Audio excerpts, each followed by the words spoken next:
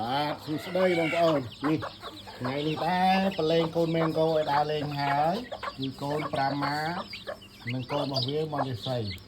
បាទប្រឡែងដើរលេងដីអាយុវាបាន16ថ្ងៃ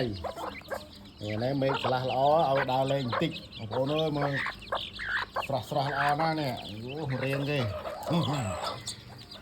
រៀងគេអែមណាធំនេះអានេះ5ម៉ាបងប្អូនកូន5ម៉ាអានេះកូនមកស្អីអូមកគេជួបគ្នាគេជួលគ្នាប្រឡែងមកនេះមានព្រៃទៅជួលផ្លែរត់ឡើងហើយមែនក៏ Come on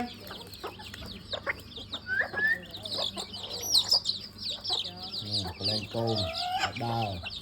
ក្រុងមេធំខ្លះគេជួលគ្នាពេកសាច់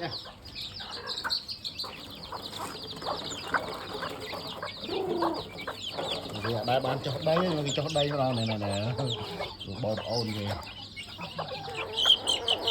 នេះគឺធំចឹងតែប្អូនគេទេអាយុតិចជាងគេទាំងអស់នេះធំនេះ3នេះ1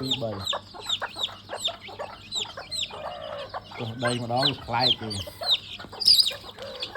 កំកាច់ពេកមែនក៏បាទអូនមិនចឹងតែមានឈ្មោះនេះមែនក៏មានប្អូនវាមួយទៀតដូចវាបែបបាត់ពោដូចគ្នាហ្មងសុខបាយគេមកស៊ីចំណៃដល់ណាបាទអរគុណបងប្អូនបង្ហាញតែប៉ុណ្្នឹងឯងចាំបង្ហាញវីដេអូក្រោយទៀតអរគុណ